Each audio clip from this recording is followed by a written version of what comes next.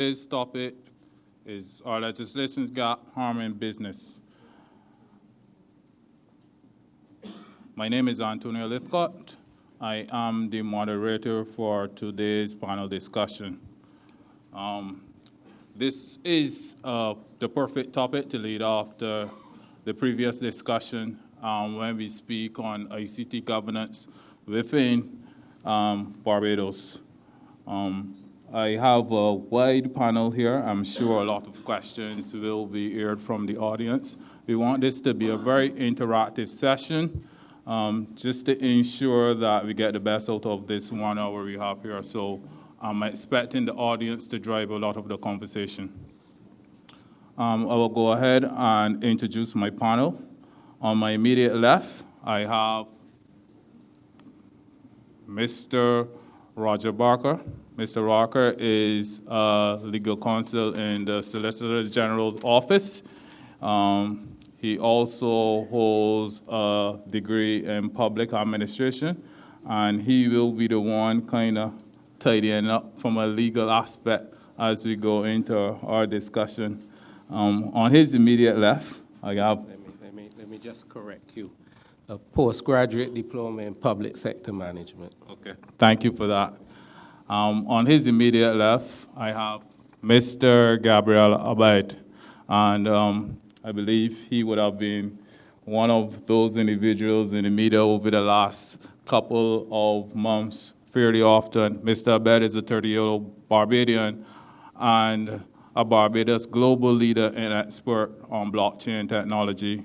He has a passion for positive change, infused with 15 years of experience in software and technology, has led to his current and most groundbreaking journey of CEO for Bitt, Barbados. On his immediate left, I have Mr. Phillip Lewis. Mr. Lewis has been in technology for over the past 20 years. He has led in roles from engineering to commercial strategic management. He has also led in a number of merger and acquisitions within technology. And he also sits on the senior level within BIPA, the Barbados ICT Professional Association. Immediate to his left is Mr. Julian Greig. Mr. Greig is an entrepreneur with significant knowledge in the area of e-commerce. Mr. Greig has successfully run an online business for the past 11 years, promoting and selling authentic Caribbean goods. He's constantly working on expanding his business. So Mr. Greig, welcome. We will commence with a brief 5-minute presentation by each of the members of our panel. After that, we will go into questions, any questions you may ask. So we will allow our panelists to present for the next 5 minutes. And after that has been concluded, either questions driven by myself or you as the audience. So I will start with Mr. Roger. Okay, thank you, and good afternoon to everyone. It may be well appropriate for me to start, given that the topic deals with legislation. So we will not assume that everyone in the audience knows what is meant by legislation.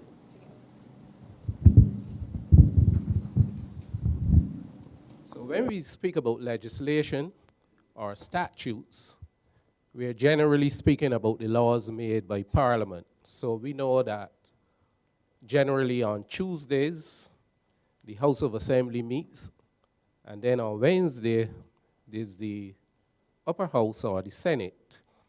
And generally, there has to be some problem, whether it is some problem in society or as a result of elections, it may be some manifesto promise which may drive the whole process of this, the beginning of this legislation. So we have several examples: bullying in schools, we have the videos circulating, and we recognize that there are problems all around, and we even have it on our streets. So something would happen that in society that would drive either Parliament or the people to call for these particular statutes or legislation to be made. So generally, we, and when I say we, I mean also you, the audience, have a role to play in what goes into the making of statutes. But generally, we renege on that responsibility somehow by thinking that politicians are superior to us. But to be not critical of politicians, but the reality is that sometimes people go to vote them out and not necessarily voting who comes in. So sometimes there's no real speciality or any expertise that a particular politician may bring. So we may be under a misguise to sit down and think that they have the solutions to all of our problems. But if you go through the process of how legislation is made, you would recognize that generally there's some invitation by way of a town hall meeting, or they're advocates or activists.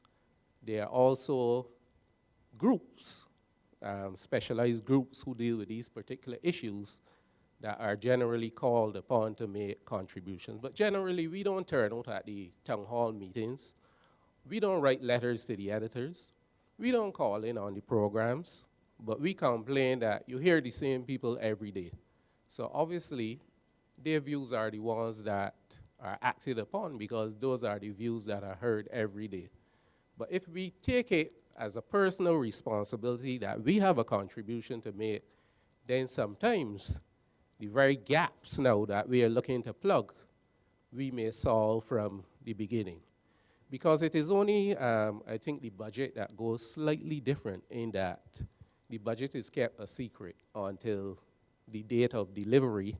So then we hear what is in it, as happened a couple of weeks ago, and now we are commenting and saying the things we want change, especially the unions, and they are now saying, well, this is going to affect individuals and we want this particular thing changed. But generally that is not the case with legislation. We know about it prior to it being passed, and therefore we have the opportunity to make a contribution. So generally, you have a town hall meeting, we have the media by which we can make our contributions, and then we know that eventually there's what is called a bill. It goes to cabinet as the subcommittee dealing with legislation.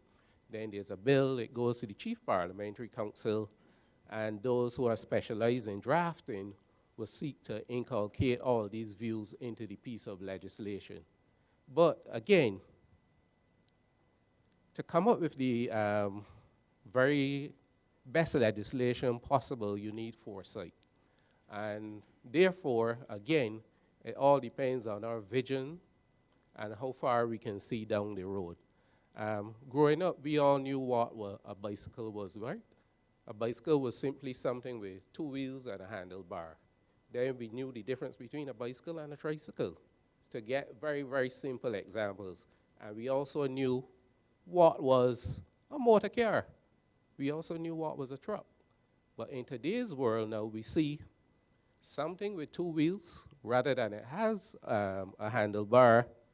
This now has a steering wheel, so we have to wonder, can we classify it as a bicycle? Now we are seeing some things with four wheels, and they have a handlebar and not a steering wheel. So it is how far you can see down the road in order to determine upfront the measures we are going to put in place that would eventually lessen these gaps in the legislation.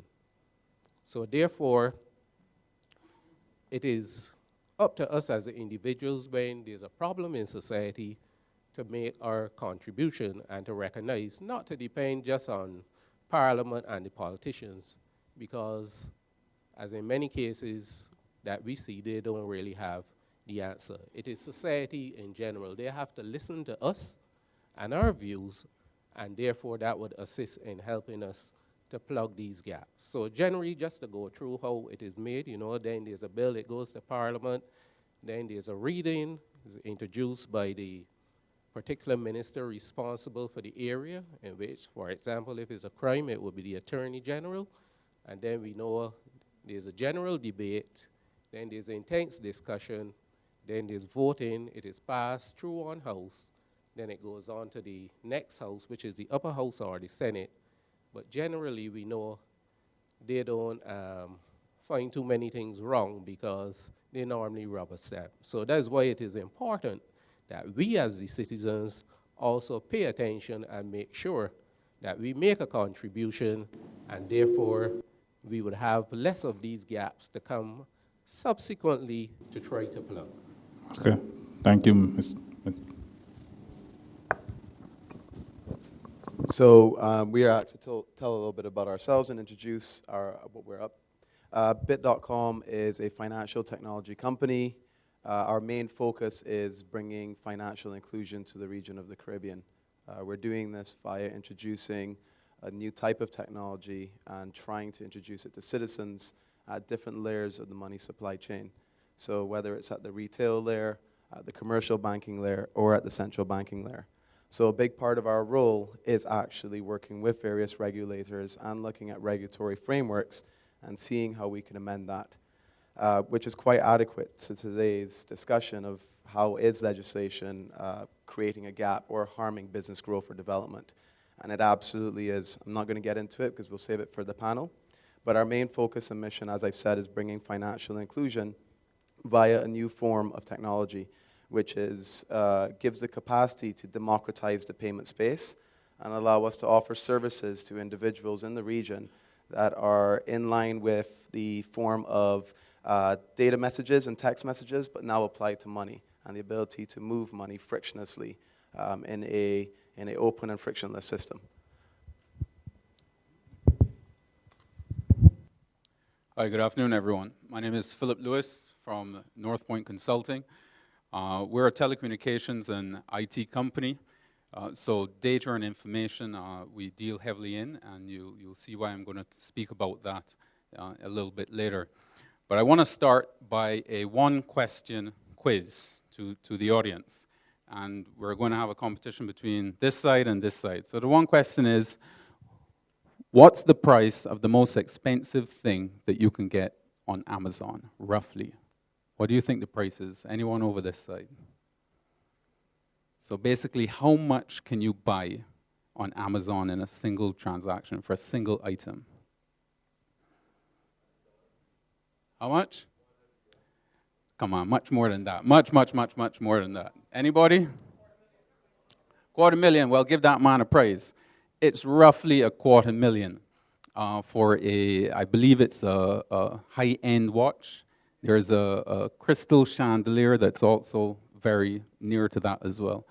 The point is, people seemingly trust Amazon for their transactions. And I think it's safe to say that a lot of people in Barbados use Amazon and trust Amazon. So I'm going to relate a short story to you. Literally yesterday, someone from the bank gives me a call and says, Northpoint applied for a new checkbook. And the style of the checkbook is no longer available. So could you please come into the bank and choose a new style of checkbook? I should drop the mic at this point. So there are so many things wrong with that statement.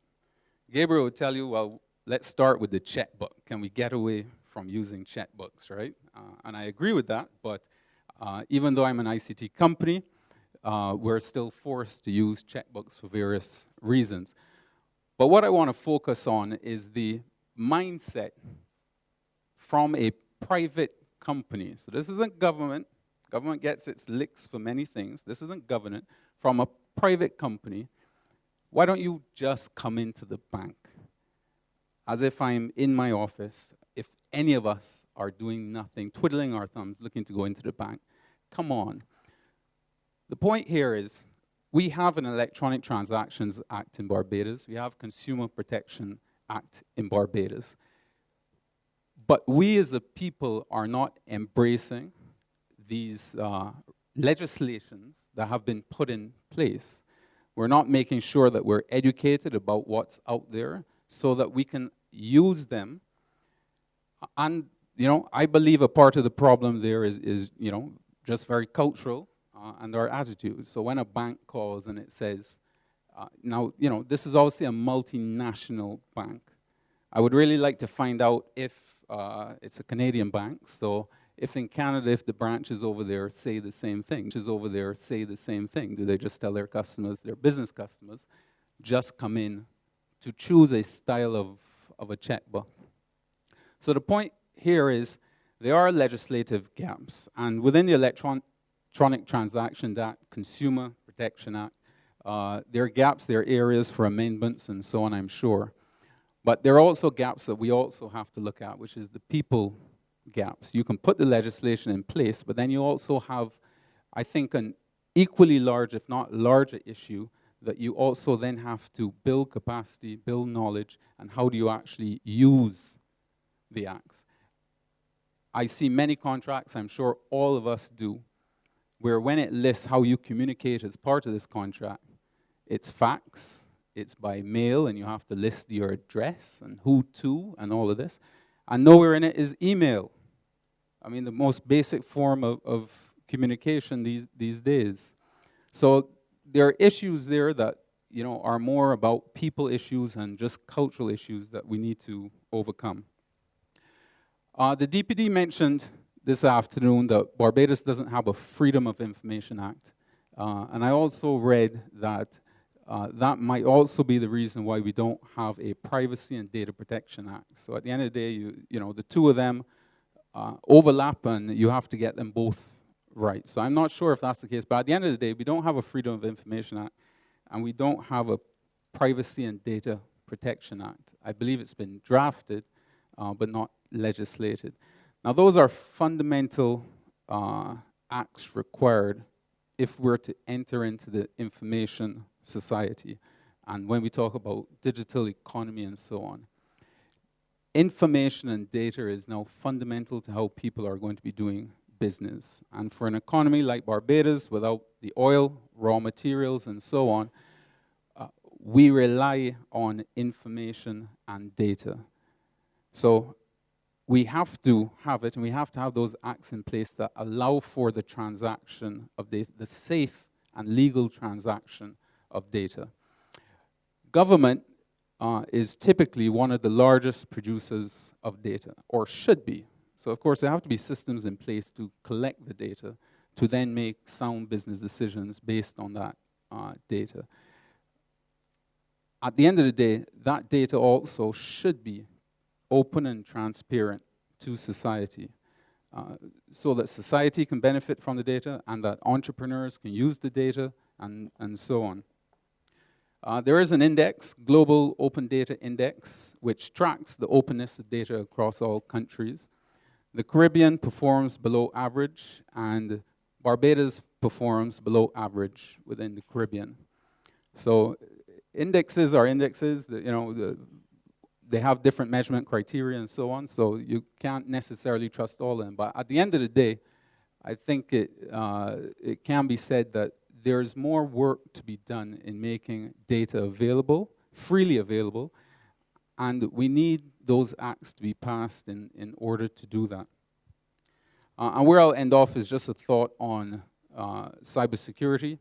Again, the DPD mentioned it and spoke a lot about it this afternoon.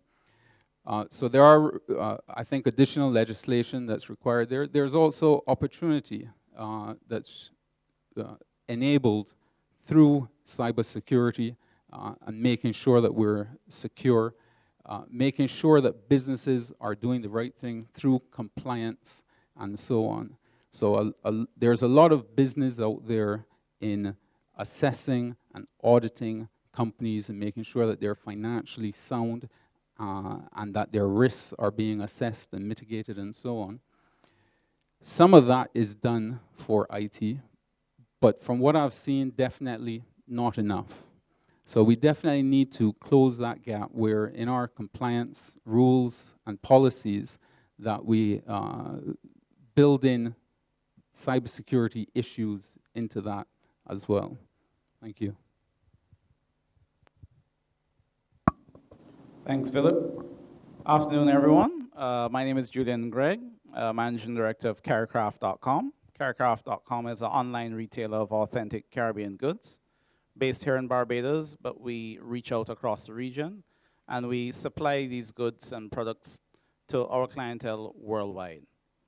So been playing in the e-commerce space for quite some time. I think this afternoon what I will focus on is from the entrepreneurial aspect. We have a lot of information that is out there.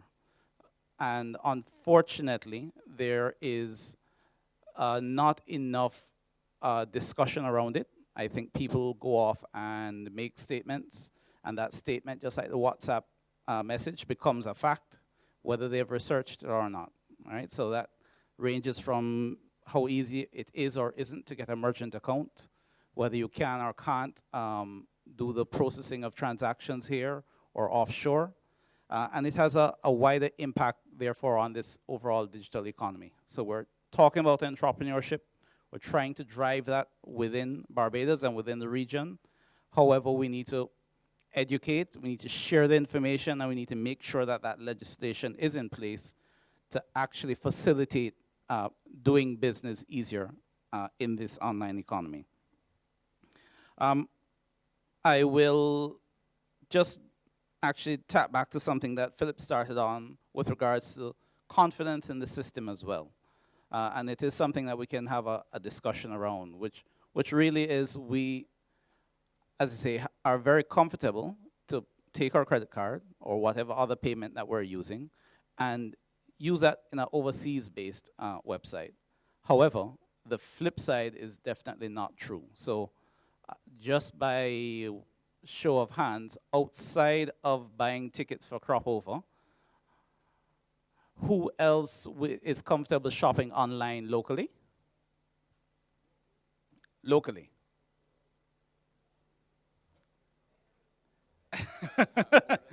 Borderline. And it'd be very, very interesting for us to continue that discussion a little bit more, to find out what the reasons are behind that confidence in the system, and why you don't have that confidence with regards to either a local or a Caribbean-based site accordingly. Finally, I just wanted to, something else that we can touch on later on in the discussion, the wider, as we're talking about the internet economy, during the budget presentation, of course, we heard about a 2% tax as well now being added on to foreign exchange transactions. It is something that obviously we also need to continue that discussion, specifically because when you do the digging into who has a merchant account and where we're actually processing our internet transactions through, this is not going to be local.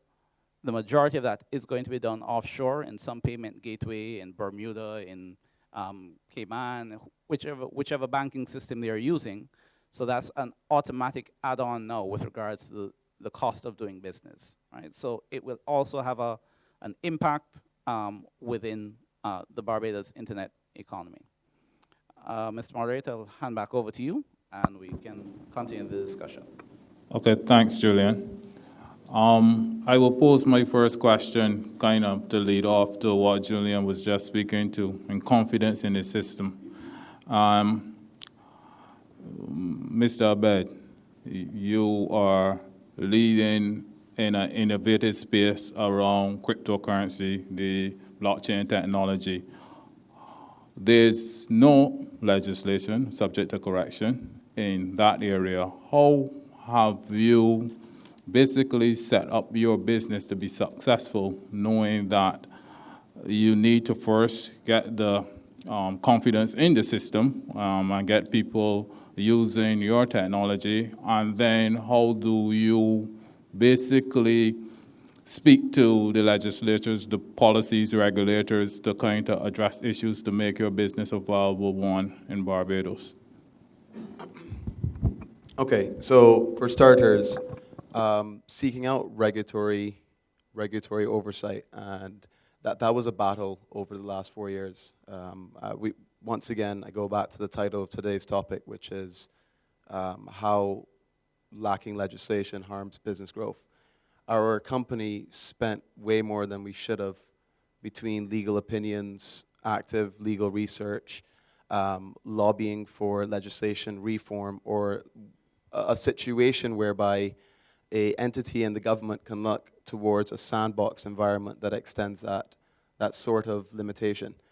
So your question was posed around how did our company see success, and we've yet to see success. I mean, we've accomplished some amazing things, but we're completely nerfed in our ability to actually go full stream and launch the full product and actually offer a solution that touches every last person across this island. Because, as you said, there's zero, zilch, none, no leading legislation to speak towards digital currencies, digital transactions, virtual money, virtual payments, nothing. And there is nothing to support the movement of that. Now, you couple that financial world with the technology world, you add a level of competitiveness to it, and you actually add a level of hindrance to a company like ours where we can't take the next steps because of fear of what the regulators might do. If they decide, hey, you've crossed the line, you're aiding and abetting in foreign exchange, or you're not a Part 2 commercially registered bank and you're taking deposits. So we have to implement these self-regulated conditions in our own organization. And then furthering that, it's not just the legislation at the government level and what they can do, it's the commercial banks, the legislated mafia that we've created that then turns around and adds a whole new level of complexity to being able to operate, where they say you cannot operate. And we don't have any national banks, any local indigenous national banks, I'm sorry. And you couple that together and you want to talk about harm, you're talking about the potential of where a company like ours, or given any company from Barbados that says we want to be a world leader in a particular topic, but the local legislation is one where it's designed that no matter how hard you're fighting or how much recognition you've gained, not on just your home base but internationally, they don't care how much world stage coverage you have or how much of the frontier you are leading. At the end of the day, they decide your fate. And until we address that, it's not just legislation that is our main hindrance. It's the surrounding ecosystem around that legislation that needs to be addressed. And furthering that, one of the key points that I'd like to raise is we're talking about technology, you know, the scientific knowledge of computer advancements. And we're asking legislation to keep up with that. It's, by its own nature, technology is on the edge. Legislators need to not keep up with technology. They need to become more efficient at addressing legislation reform. Because that's the problem. Technology is always going to be rampant and changing, especially now. We're seeing digital securities, digital health checks, digital identities, digital everything. The Internet of Things is coming towards us, and we're nowhere near prepared for that. So it's actually a big joke to talk about legislators starting to look at reform. Legislators need to look at reform of their legislation reform process. That's it. Back to you. Very well put together. I'll reach over to Roger now. And what can we do in terms of a legislative framework to assist Mr. Abed in basically what he's attempting to achieve in his business? Well, the first thing you have to do is convince the powers that might be that there's a need for this legislation. That's the first thing you must do. And he has been alluding to the fact that technology changes rampantly, while the law would always be playing second fiddle or the bridesmaid. But just remember, it took 100 years for the law to change to say that a man can rape his wife. So that is sometimes the pace at which law moves at. Okay? Law, the pace at which reform is very, very slow. And even if you look at the minibus situation, you would hear people keep saying all the time that this thing needs to be done, this thing needs to be done. And the same thing continues to happen every day. So even though we think that it is so easy, you can go to Parliament next Tuesday and amend legislation, it does not happen that easy. So the first thing you must do is convince the powers that might be that there's a need for this legislation. And that is the problem. Okay, thank you. May I quickly address that? Go ahead. So from the Attorney General, Ministry of Finance, the SEC, the FIU, you name every sector of government, and if they don't know what we're up to in our mission, they'll be liars.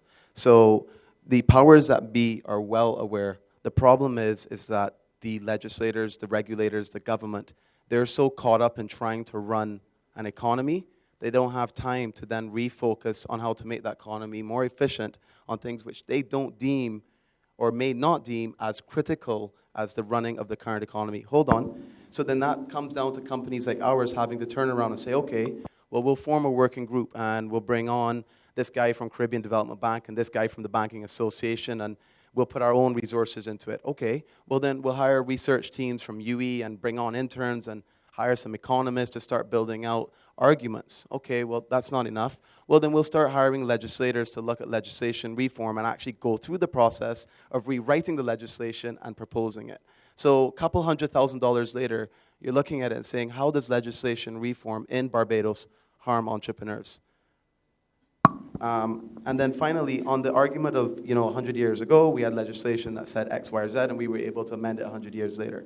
That's a fallacious argument, and one that I will not accept, because we're living in the 21st century, and in order to be successful in this global age, we need to be agile with our legislation process.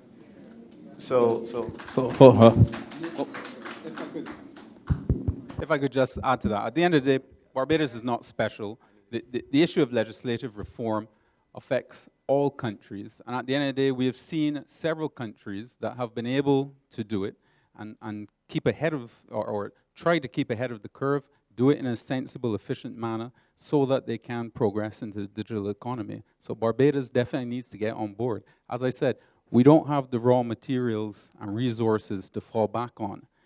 If you think of where things are going now with driverless vehicles and so on, this isn't a choice. We have to reform and get on board.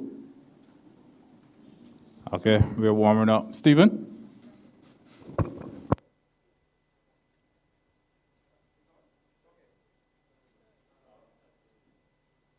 Hi. So the question is, how do we put IT in high heels and a bikini? Because really and truly what it is how do we make it sexy, right? Me to put it in high heels and a bikini. Because unless we can put it in a context that these people see to cognitively realize, it seems that the real question is, why are we afraid to fail? Okay? I remember, and it was part of the same, it was a steering committee for the Computer Misuse Act and Electronic Transaction. I was on the steering committee. I was told back then, a little bit of context. The reason why Barbados has not moved towards e-commerce is that we had no Electronic Transactions Act. We got that. I can only see Greig up here, and I know Greig going back more than 10 years. Can't find 2 businesses, all right? Then I heard, Stephen, it's because we don't have a Computer Misuse Act that people invest the confidence and the business community and the people don't have confidence in the system. With the Computer Misuse Act, the government brought that. Where we know. I'm going to hear about legislation, okay? And I can tell you, whatever legislation you bring, it may affect Gabby in a certain way because Gabby he has his ducks in a row. But I go back to my original question. How do we put the whole context in a 2-piece on high heels? Because unless the public sees it as something important, sexy, driven, our economy, we can have Gabby very frustrated, Gabby, I applaud you, because right now, the long hair you got, if I was you, it would be gone. I would be bald. Because from all that I've heard going forward, the thing is I am frustrated. So I can only imagine with you on the fringes, okay, with technology, it will be more frustrating. So how do we make this thing more sexy? How do we make this thing more relevant to the Barbadian public? Because at this stage, I can tell you, forget Uber, forget all these other things, we ain't ready. I think we are ready. I definitely think our island does believe in the upcoming technologies, and they do find it sexy, our users. Generally, Barbadians love technology. I mean, everyone here has a smartphone, and it extends this room. But I think what we need is not to put in high heels and a bikini. What we need, I get it. But in other words, I don't think it's sexy that needs to sell, but survival. I think it's survival that needs to sell at this point, because we will fail if we do not adapt, as was rightfully put earlier. But the way to do this is by taking responsible, soft next steps, as in regulatory sandboxes that don't have to go through the same process of a bill, then Parliament, then a reading, then the AG, then a debate, then a discussion, then voting at the House and the upper house at Senate. A regulatory sandbox would be ideal, because it would allow anyone who's doing something that is next generational to say, all right, here's a responsible environment that you can play in. Go and play in it, and it's limited in the exposure and the risk that you place on the citizens. And if proven to be successful, then we move it to the next step, full charge ahead. I think that is probably the best approach right now that we can move forward as a country. And we're seeing this approach. It's not something I made up. We're seeing this approach happen around the world where regulators are too slow to act. I was like, well, we don't need you to be quick anymore, because there's an environment where we can act in as the creators, as the entrepreneurs, as the big thinkers. And if we make mistakes in that environment, then we harm no one but that limited environment. So I think it's not an issue of making it sexy, but making it pragmatic.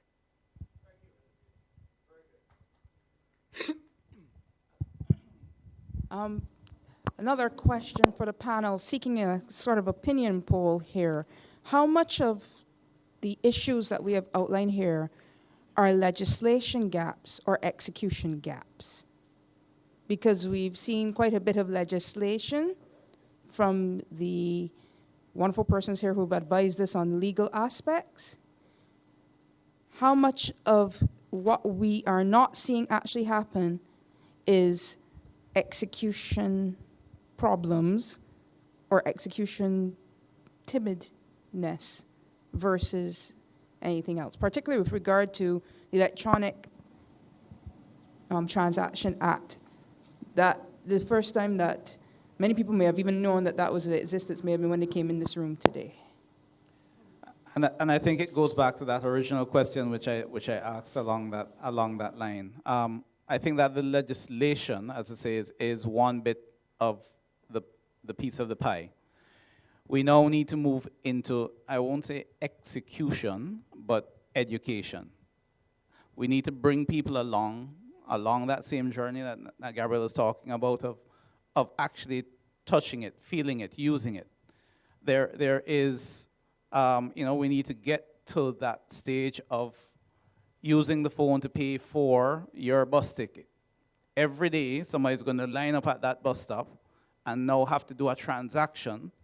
So along the same lines, you introduce it to them to say, this is a secure transaction that you can do in an environment, as I say, that here you can make that payment using your phone, right? Or now go online and buy a bus pass for whatever amount of money. And now this is something that is taking it to the citizens to say, here is something, as I say, that you're doing every day on a practical point of view.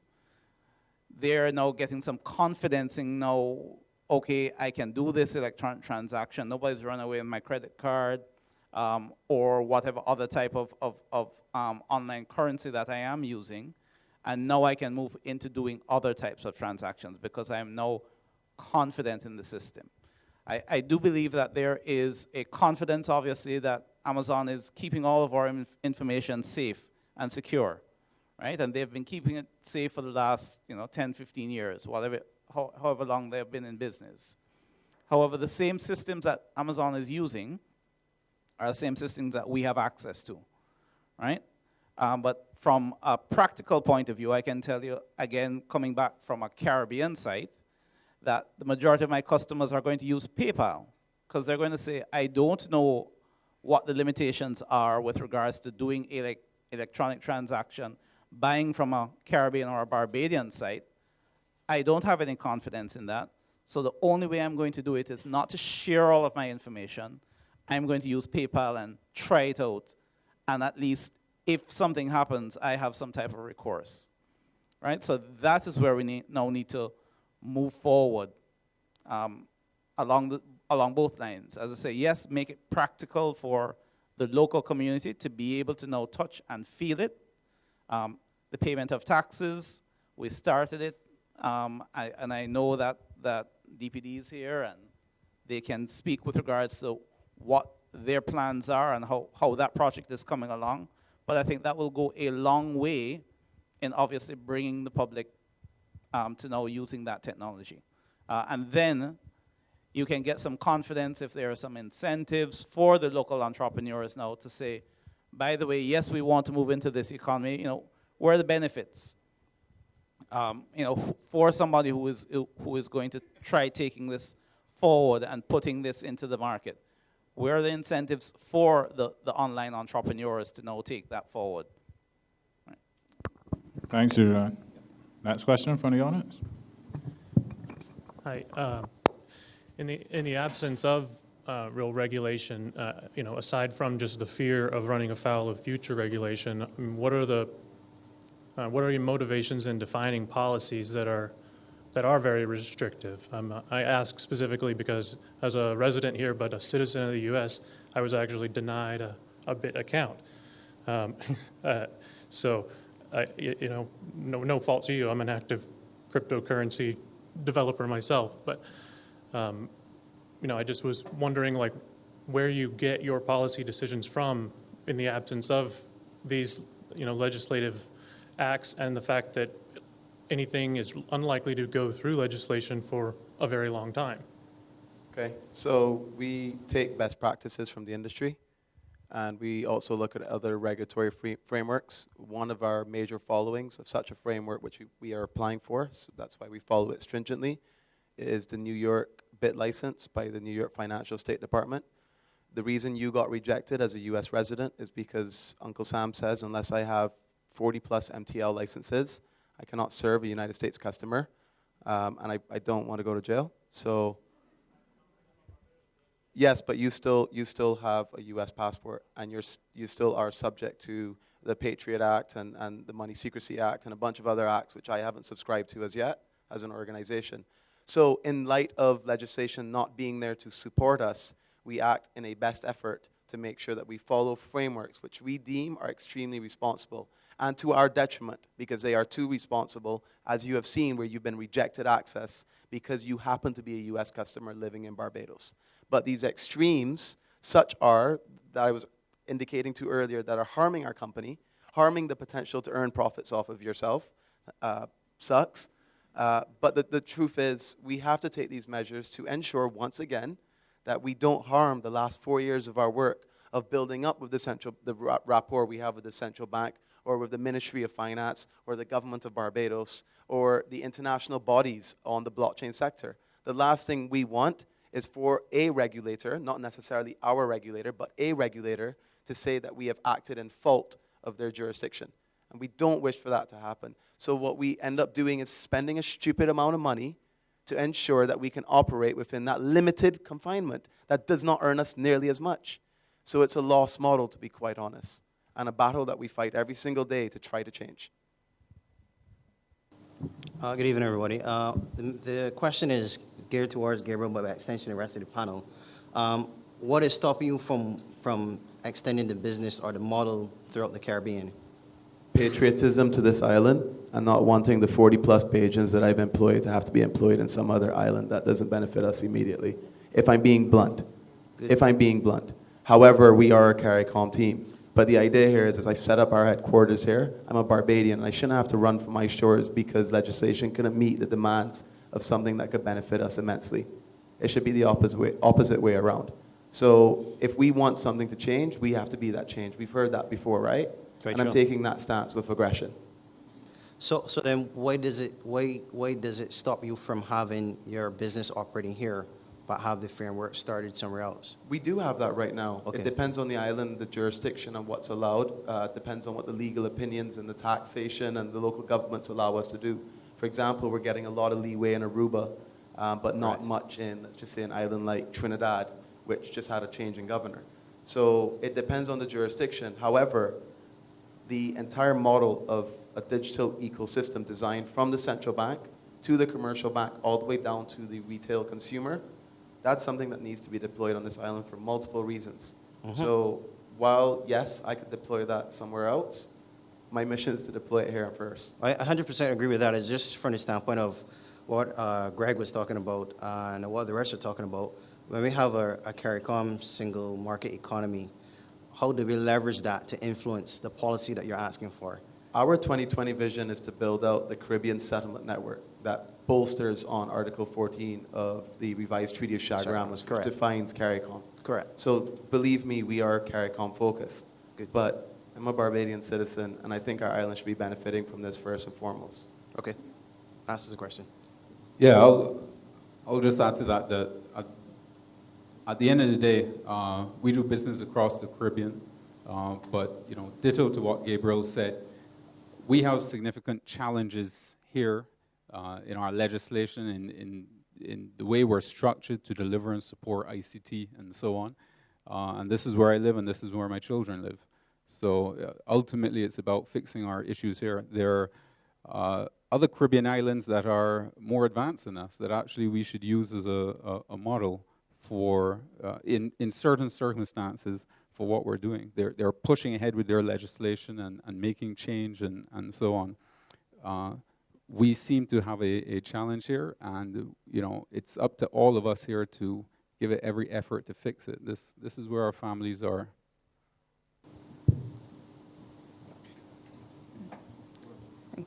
The previous speaker alluded to a rather antagonistic relationship between what we consider to be the major technological companies in the world and governments. Sort of battle for the governments to do what they want to do and the technology companies to do what they want to do. Is that attitude becoming present within the Caribbean? And if not, what can be done by both sides to avoid that so that we can work together with the legislation gaps and covering those gaps?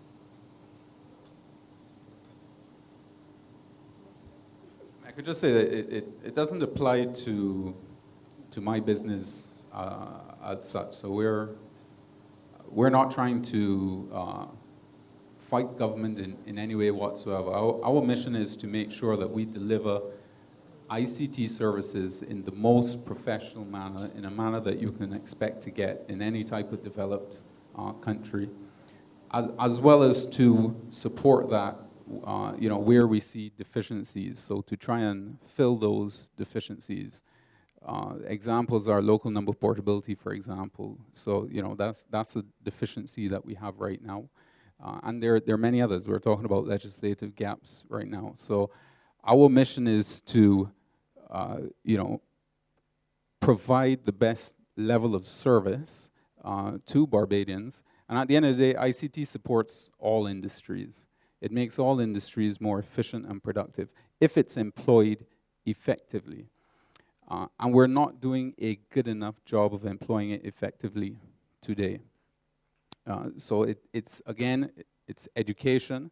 I could speak about the deficiencies within our educational system in the delivery of IT education when compared to other Caribbean countries. And again, we have deficiencies, and this is our future. And again, Jamaica has bauxite and raw materials, and Trinidad has oil and other raw materials, and so on and so forth. We don't have that. What we do have is Barbadian people. So we've got to make the most of it. Thanks. Hi, Brian Linton, Garnet Technologies.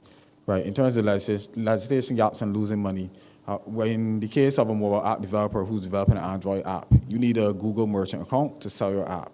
Now, the issue in Barbados is that Google does not support Barbados. It supports Jamaica, but not Barbados. Part of the issue from my initial research is that we lack a data privacy act. A couple other acts as well, but data privacy seems to be the biggest issue, right? So in my case, that means that I either have to develop an app by registering a company in Jamaica or the United States.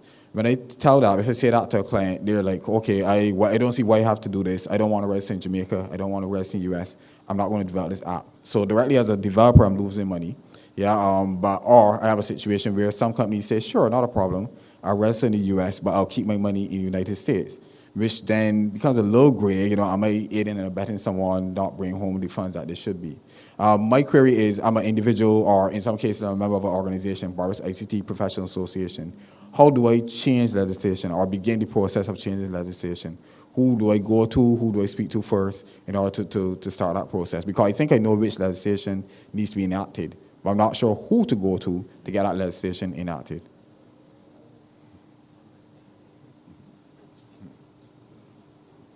Well, that is why it's important that I set out the steps in the first place.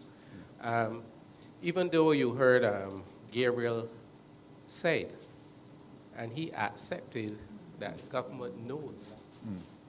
But my point was, it is not just good enough knowing, but you have to convince them that this draft act that we have is turned into legislation. If it remains in draft for the next 10 years, it is still no use.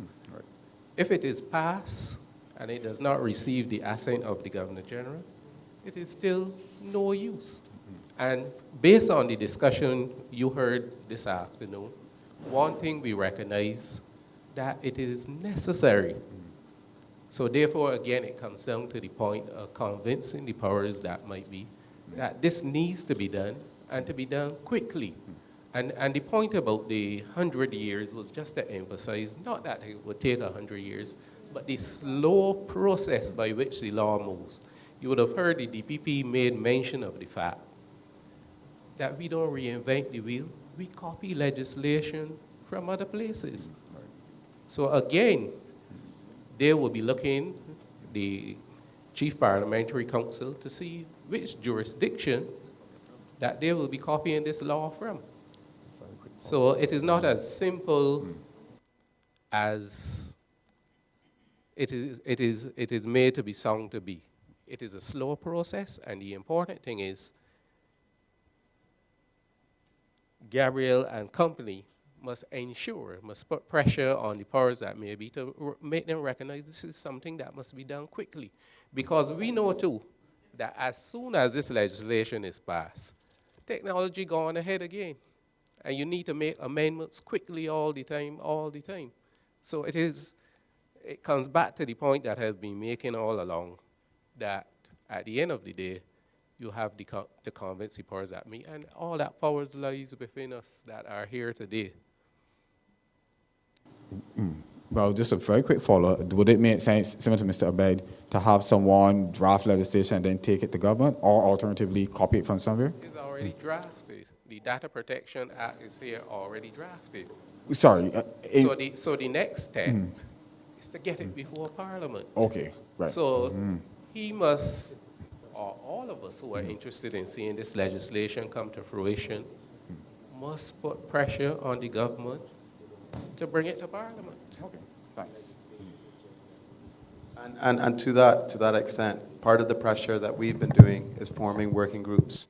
So if there's an interest in solving a particular problem, for example, data protection legislation, which ironically is one of the issues that we've been tackling, I believe Darcy Boyce has actually drafted, or has under his leadership drafted, a draft of the legislation. So it should be something that could be looked into. However, part of your mission, if it's critical, is to build out a working group of other interested parties, and then using that working group to propose legislation amendment to the powers that be as an initial step, and that's what we're trying, or one of the methods that we've been trying. Hi, I want to ask Julian in particular, but anybody that wants to answer. Do you really think that is such a big issue, confidence that you were speaking about? Because Mr. Barker would tell you that I'm 31 years old. My date of birth is public knowledge according to some legislation in Barbados, so I don't feel any way telling you that. And last weekend, when I wanted to go see a comedy show, I went to the box office, and all the box offices were sold out. And my girlfriend didn't think twice. I was in town, so I couldn't do it. She didn't think twice about swiping her credit card on ticketlinks.com to buy our tickets. I don't think twice about it, and I don't think that anybody that's younger than me, we have some of them in the room, they could tell you if they have credit cards. I don't see this from my perspective and the perspective of my circle. I don't see this confidence being an issue. I wondered from your end, is it that is the demographic that you're targeting has this confidence issue, or do you think that it's just me, it's my perception of it, and what people my age group, what do they see as the dangers?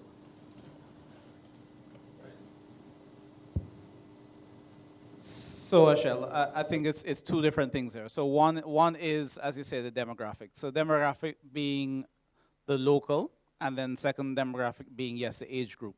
So yes, from a particular age group, it is very comfortable doing that internet transaction, right? However, what's interesting is there are a number of local retailers who have now launched into online services.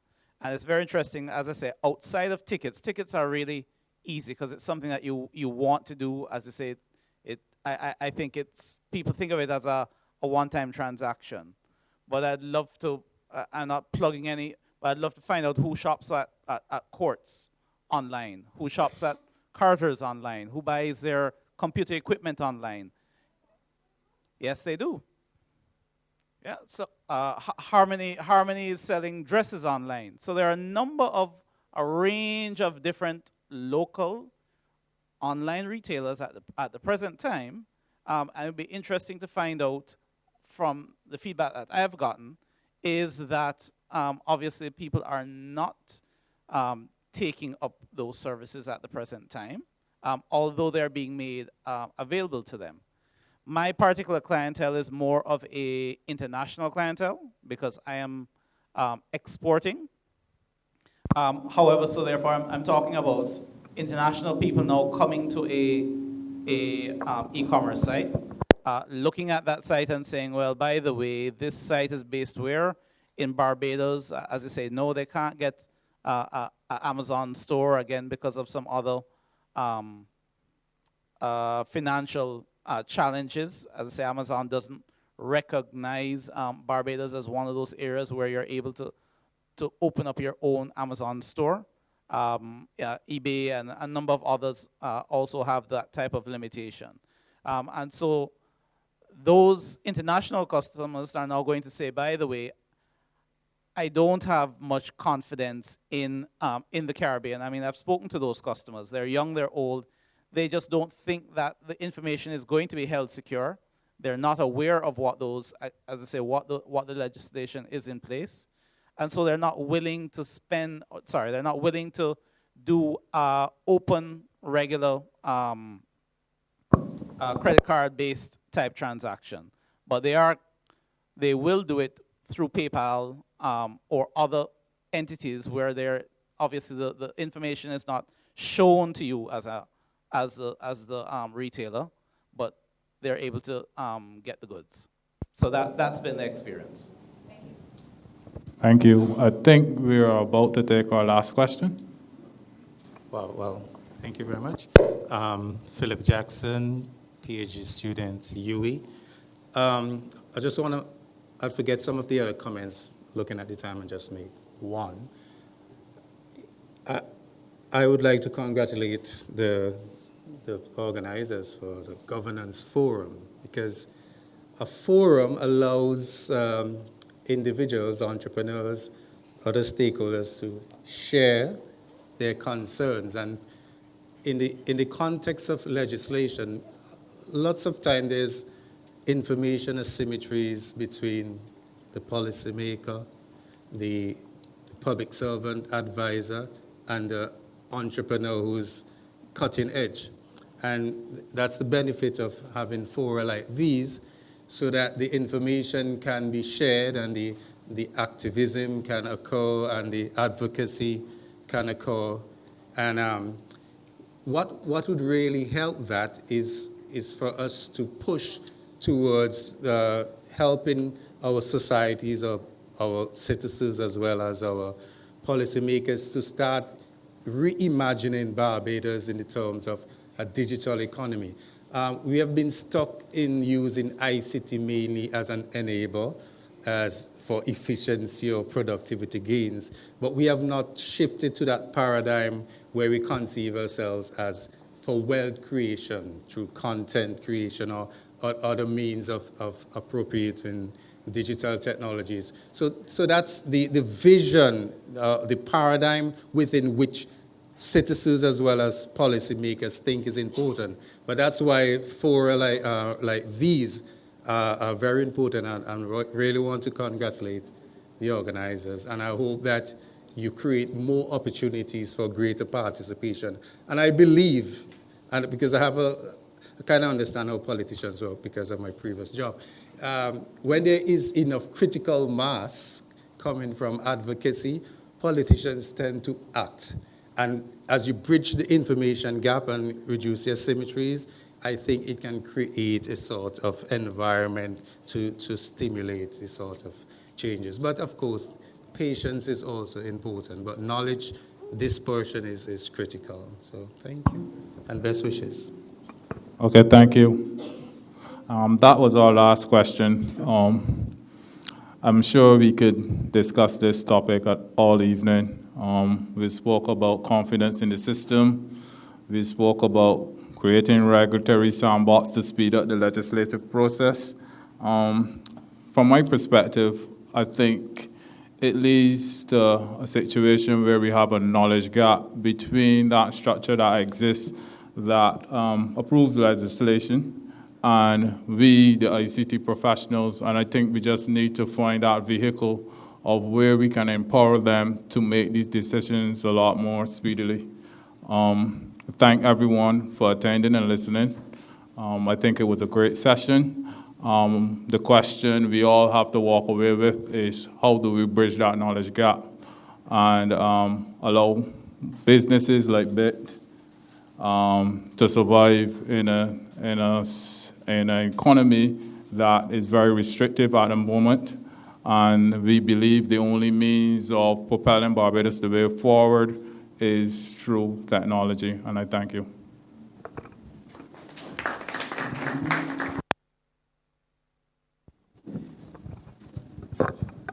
We want to thank Antonio for moderating this panel as well as all the panelists. Thank you very much, guys.